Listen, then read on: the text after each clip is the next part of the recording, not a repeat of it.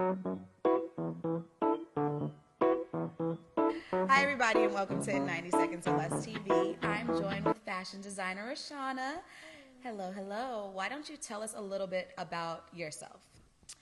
Well, from Boston, Massachusetts. I moved to New York in 2005 to pursue my education in fashion design at Pratt Institute. So then from there, I just been sewing it up.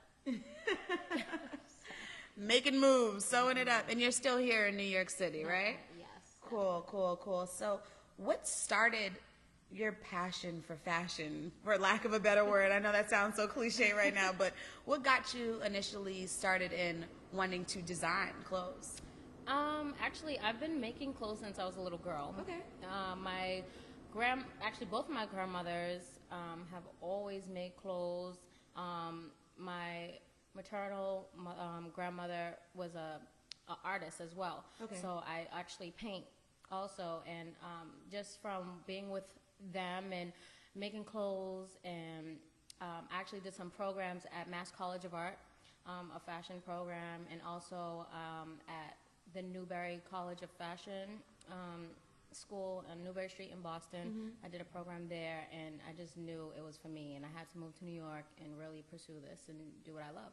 Nice. Well, that's, it's always a big step to, take art as your serious thing because a lot of the time, a lot of people in their family don't have a support system, but it seems like you had a really good support system.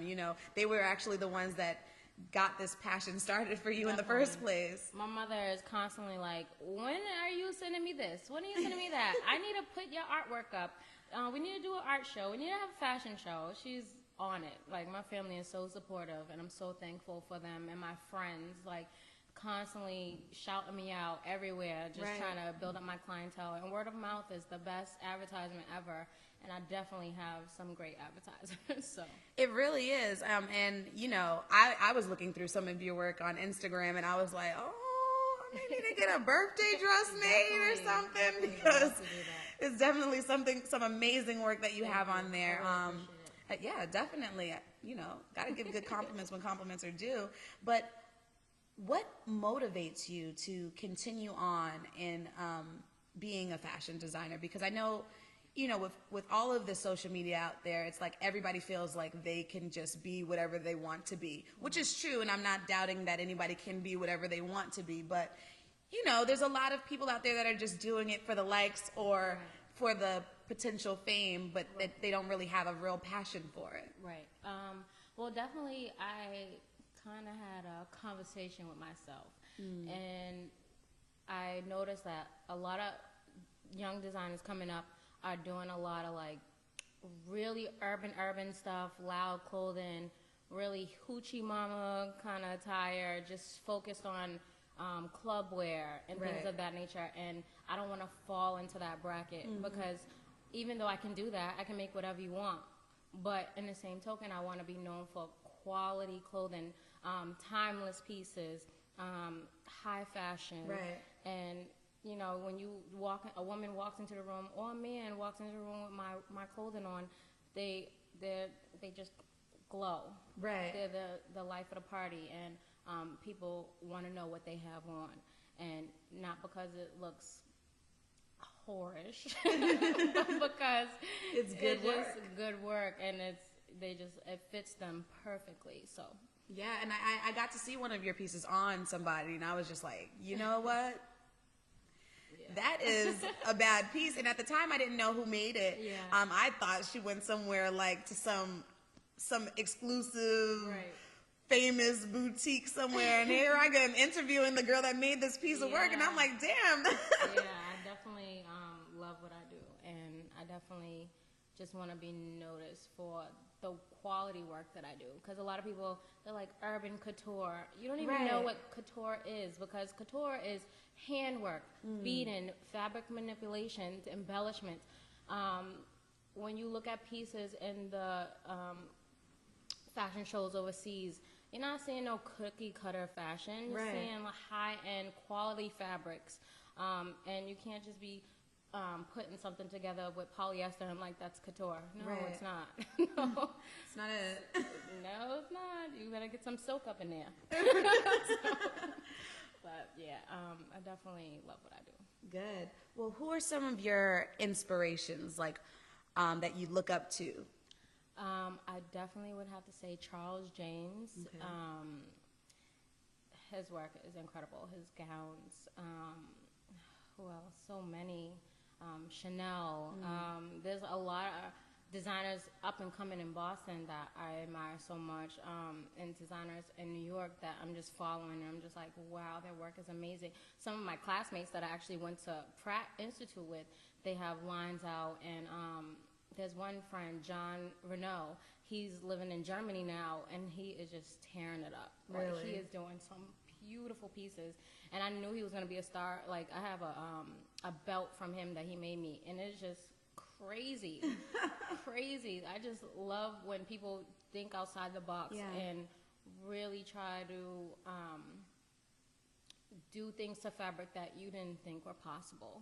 And I think that's what makes me admire other designers, and someone like Charles James or Coco Chanel or Jean Paul Gaultier. They just make beautiful pieces of wearable art. Right. That's pretty awesome. Wearable art. You know, I feel like when I talk to other fashion designers or stylists or things like that, they always refer to it as art. And I think that that is a clear differentiator from people who just like to look nice all of the time and people who are actually involved with fashion because they see it as art, which it is. It is an art form. Like, I have no style. I'll be straight up honest. Like, I am like, throw on this t-shirt, these boots, and that's my everyday style. No, like, that's how I am. I like jeans and a t-shirt and some sneakers. Right. But I'm like, I'm a designer, so I have to look the part. So like, okay, I gotta dress up. I gotta wear my clothes, of course. Yes. Why would someone want to buy from me and I'm not wearing my own clothes? Exactly. That doesn't make any sense. So I'm like, yeah, I gotta dress up more, but I definitely am jeans and t-shirt kind of girl. I'm such a tomboy. Well, I'm right there with you, as you can see. That's just cute, me. so Thank you. love Shout out those to you. Married to art on my shirt. Definitely.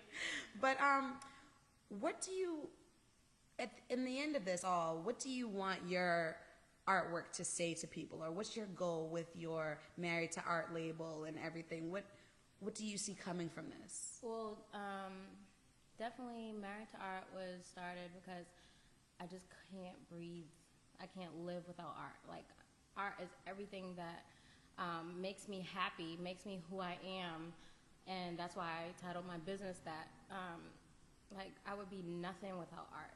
It's just a way for me to express myself, and just looking at how people express themselves in different art forms that they do, singing, dance, whatever the case may be. And I just want to make things that allow people to be different and stand out and love themselves, love the skin that they're in, different, and you know, embrace your individuality, your different body types. Like, I don't want to be known for just making dresses for skinny women or you know, men, women. I don't want to be pigeonholed to one type of design or look. I want to be able to do anything. If someone requests something, they want a custom piece, I want to be able to, no problem, let's do it. Let's make it happen. Right. So definitely, you know, within the next few years, I'm definitely trying to just grow, open up a boutique, really expand in New York and in Boston to start. And then, you know, hopefully grow, you know, nationwide, international. I mean, definitely not gonna put a ceiling on it. So wherever God takes me, I'm definitely happy to ride that ride. That's really good. Now, I know like some designers, when they come out with their lines and their labels, they focus on wanting to be exclusive. Meaning they don't want to be that label that ends up in like an Urban Outfitters or a Target or Kmart, something like that. But is that something that you want to do, or do you see yourself doing and wanted to keep yourself with your own boutiques and doing it your own way? I'm definitely not closed off to anything. Like I said, you know, wherever God takes me, I'm grateful. Because you know, first I always just designed clothes for women. Now I'm doing men. Right. And my men's line is doing great. Oh, and that's really good. I'm starting to do kids. Like, so I definitely wouldn't want to ever close myself off because there's so many opportunities in different sections within fashion. So, I mean, going into something like Target, which is a multi-million-dollar company, Right. or anything like that, designing for industries in that nature, like, I would love to. Like, why close myself off? I'm just open. Right. No, that's really good to hear, because a lot of the times, like, I hear when people are starting their own thing, they're like, "Oh no, I just want to be like, if Yeah, you can't get it from me, Right, you're no. never gonna get it," which I think is not. weird. But Yeah, why would you try to block yourself from opportunities? Definitely, that's not a good thing. right, especially now when I feel like a lot of big name designers are seeing the value in coming to Exactly. stores like H&M and designing for Exactly. stores like Target and, you know, Philip Lim Some at of the Target best- now, some right of the best now. collections have been through Target and H&M. That Versace recently. at H&M, Oh that my was like, God. there was a lot that was Beautiful going on. And pieces. amazing Beautiful. pieces that people would have never Halston, really been able to get. Yeah, definitely. Halston, a lot of different designers that just knocked it out the box with doing stuff like that with H&M and Target and things of that nature.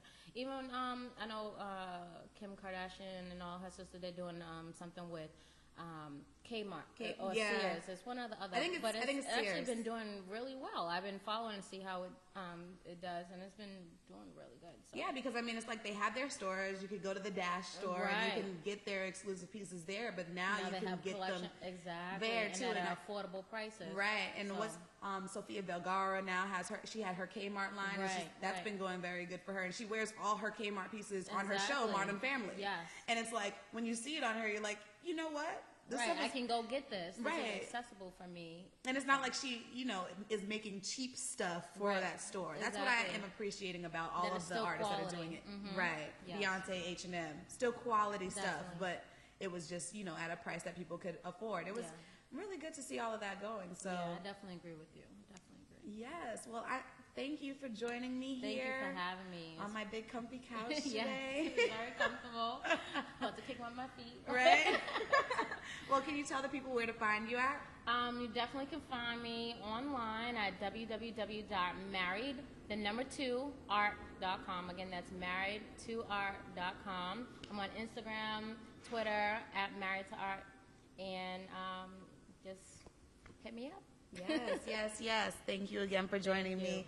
And this is one of her t-shirts here, ladies. Make sure you go and get one. I love it. Fits great. Thank you so much for having me. And I'm Definitely sure we'll be speaking soon again. Agreed. All right. Gotta make you that dress. Yes. See you guys next week. All right.